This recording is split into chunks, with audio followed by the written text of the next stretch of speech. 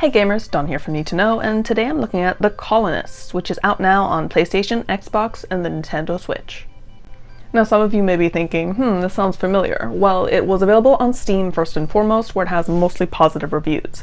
For the console iterations, there are new controls which are optimized to console, as well as an optimized UI.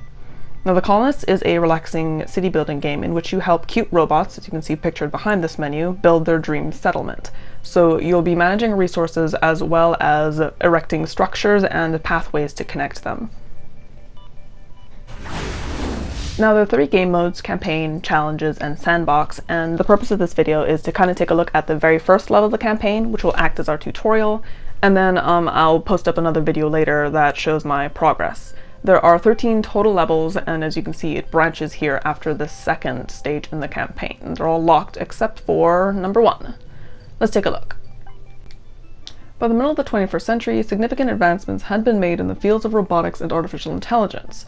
Scientists had begun developing self-aware, printable robots capable of simulating human needs for... Okay, this is going badly. We know in the history of doing this, of self-aware robots, that this has never ended well, so we'll hope... Oh well, realizing there could be no place on Earth they could enjoy freedom without persecution, they looked to the heavens and commandeered the newest rocket ship and flew out into the darkness of the solar system. Okay, so we've removed the danger from planet Earth, and we're moving to a whole new planet which will be habitable by these robots that just want to be human. It's a pretty cute premise. And pretty cute looking. Alright, this is our tiny starting island and our tiny starting robots. Oh. It reminds me kind of a bit of, like, WALL-E. Okay, controls here. WALL-E married Eve, and these are the babies they put out. So these are your typical city building controls. You can zoom, you can pan the camera around, you can select things. Icon. Okay, down here is where you can see your supplies. These are resources I currently have. You can see that little robot stacking them up. And then here are, menus. Alright, I'll probably learn more about these later. There are quite a few of them. And that's kind of one of the issues I have sometimes with some of these city building ones, is there's so much micromanaging that needs to be done that it kind of gets overwhelming, particularly on console. So I'm hoping that the Colonists will do a better job of that. The overview panel. Okay. Radial menu with R2. Stackbot Bess. Why are you idle, Bess? Get to work. Alright, we're right off the bat. Let's do some building. We need a lumberjack hut, which is over here. Oh, you don't have to hold R2. I was holding it and then trying to finagle. So here's our lumberjack hut. I want to place it near trees, obviously, so we can get lumber to build other buildings. It looks like you can rotate and flip. Okay, that's handy. Particularly since the pathways have to meet if you want to be able to access buildings. So then the next part of this should be... if I exit build mode. Yeah, you can see it's blinking there. It needs additional resources. Okay, you can see the required logs for construction. There's 2. Resources move around your colony along roads. Let's build one. Alright, so that's in the same menu, the radial one here. Alright, so these console controls are actually pretty comfortable. Roads can be started from existing road paths, so this point here. So I'm seeing where the settlers kind of inspired this, because it had the same deal where there was a radial point once you laid down a road. And I can't connect this. It has to be... Alright, that's a little weird. It has to be 4 tiles or more, so if I kind of finagle it, it'll be kind of ugly, but as long as it completes the road, right?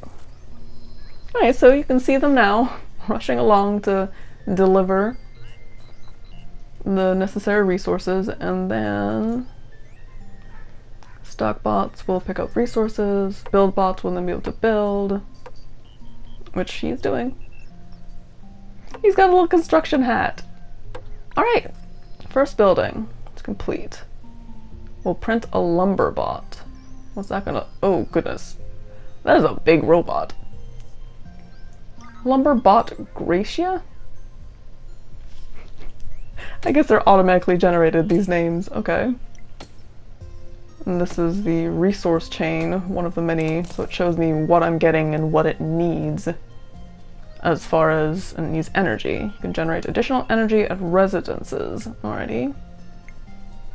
Of course, we have to have homes for our little robots. We've got one resident thus far, or residential option. Now the road is on the left side, so I need it to connect. But that's backwards. Oh, flip. Nice. Okay, so that's where flip comes in handy, because these buildings come with predetermined roadway facings, so if you just flip them, then they can be rotated to whatever direction you want while still connecting to the road. I like that. I do. Let's watch the construction resources, reach the residence, and the build bot finish the work. Can you imagine if real life was like this? You just had a series of robots to do things. Lloyda's residence. Okay. First resource required is water. There's water over here. Now, a well typically takes water out of the ground. Do I need the well to be on the water or just anywhere? Okay, so no, it does just pull from the depths of the earth. So, I thought that green thing was indicative of where it needs to be, but maybe it's just the entryway? Oh yeah, this also needs to be located next to a road. Okay, well, I'll place it close to residences so they can get to water. Remember, you can use the rotate and flip tools while in build mode. Yes, I know, very useful, thank you. Alright, so, oh, there's a little fish in the water. Fishing hut, okay. I keep pressing R2, just once is enough. Fishing hut, there we go. So this, yeah, this one definitely needs to be on the water. You can see in the water that there are resources, that's what they'll draw from, so that's good. I'll put it here in the middle. I'm not sure if now, over time, it'll exhaust the fishing pool, which is, you know, how logically that would work, but I mean, on the one hand, yes, great logic. On the other hand, it's like, oh, now I have to find something else to hunt. I haven't seen any land critters, so I couldn't tell you what else these robots will be eating. Well, let's connect a road here. Done. Okay. Look at them work. So there's one sleeping over there, but the rest of them have been working pretty hard here. Okay, so now he's gonna build this fishing hut. And there's fish. Cute little fish. Can we talk about, real briefly, just how cute this game is, like appearances? Look at these robots. And even the landscape is cute. You have a stone deposit just outside your territory on the other side of the island. Okay, which is obviously right here. Stone deposit. It's a pretty small island. Harvested by level 1 surface mine. Okay. Okay, so the stone deposits definitely will be exhaustible. Keep that in mind. So let's put down a military watchtower. It doesn't indicate like what sort of range it'll have. It says near, so maybe right here? Or, yeah, good enough. Okay, now I need roads all the way out this way. So let's build some of those. Oh, it stops, okay. I think they build 4 or 5 squares at a time, so I'll just put a stop here, go back, that's as far as I can go, here, one more? How many tiles is that? I think it connects, does it? It does not, because no one's rushing over there. Fudge. I needed like one more path and I can only do 4 at a time. It seems roads would be the bane of my existence. I might need to delete a couple of these.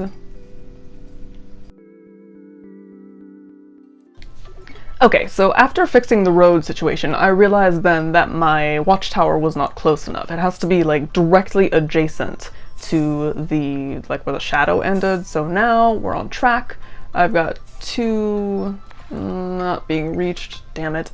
I've got 2 fisheries, 2 residences, a stone quarry where they're getting me more resources, as well as a watchtower. So I've got the beginnings of a little town. I can't start the road here. Okay, I'm gonna have to delete. Oh, okay, so it deletes like a line segment from point A to point B. I'll just delete all these and start fresh. And it seems like there's no penalty to doing so. It's not like they'll take away the resources you needed. So there's one clean line there. Nice.